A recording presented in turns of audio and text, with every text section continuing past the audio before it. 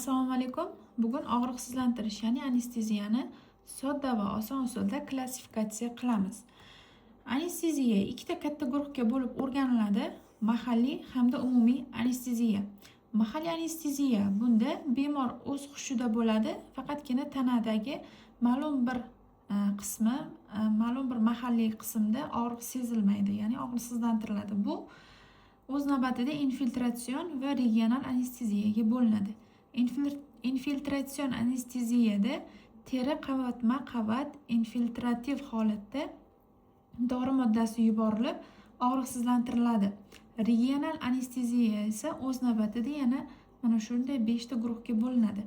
Spinal yoki subarachnoidal anesteziya, epidural yoki peridural anesteziya hamda kaudal yoki sakral anesteziya, o'tkazuvchi nerv blokadalari hamda suyak ichi anesteziyasiga bo'lib o'rganiladi. Umumiy anesteziyada esa, ya'ni umumiy narkozda bemor umumiy holatda hushsiz bo'ladi.